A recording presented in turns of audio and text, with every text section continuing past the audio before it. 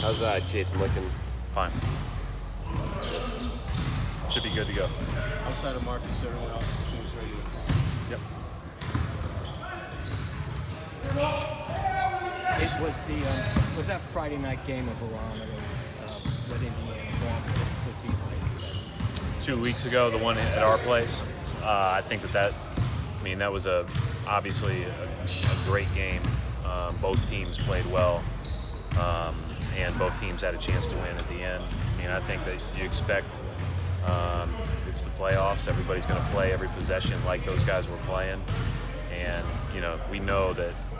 We've talked all year about how impressive Indiana is with their physicality and commitment to being the best version of who they are, and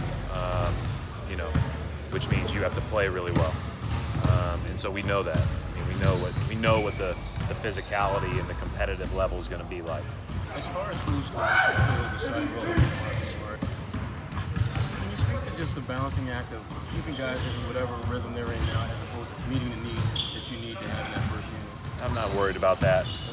I think that stuff is it's good when you have everybody all in full, but in the playoffs, inevitably you change anyways.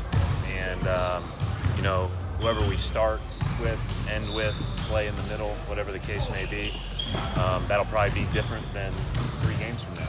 It's just the way it goes. So it's all about just trying to win the next possession with whoever's out there, and all this stuff about when you play best and everything else is obviously very important, but I'm not worried about it from the standpoint of, guy feeling more comfortable coming off the bench. I think they'd all vote to start.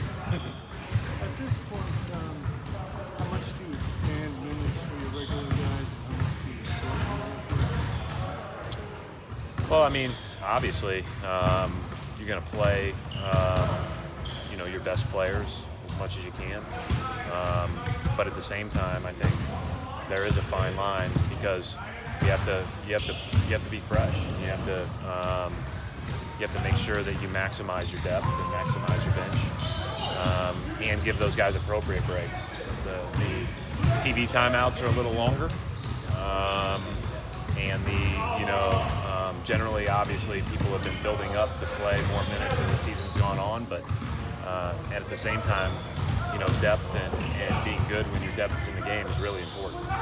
Brad, you mentioned Indiana's physicality. Would you say that that's one of the biggest challenges that you guys face with them? I don't think there's any question. I think every team in the league would say that about Indiana. I mean, their front line is terrific, strong, physical, tough.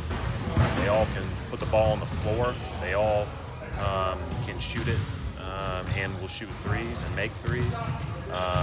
And so those guys, and then their wings all post.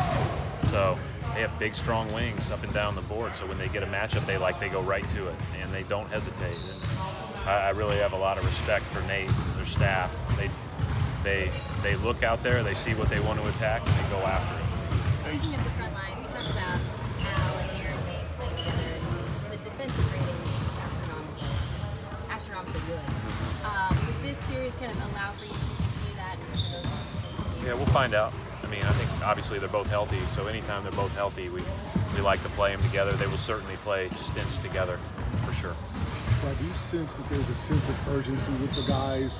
I mean, in terms of just things could change this summer, a lot of things could happen with this team, but just to be real candid, I don't think anybody is thinking about what happens this summer at all. I think we've got a sense of urgency because it's the playoffs, and this is what we're all really excited about doing.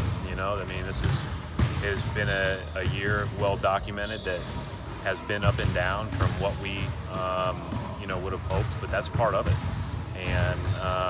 And now you get to hit a little bit of a reset button and get after it. And we know that you have to get after it. And so I don't think anybody's thinking about what happens after. I think everybody's thinking about what do we need to do tomorrow to win.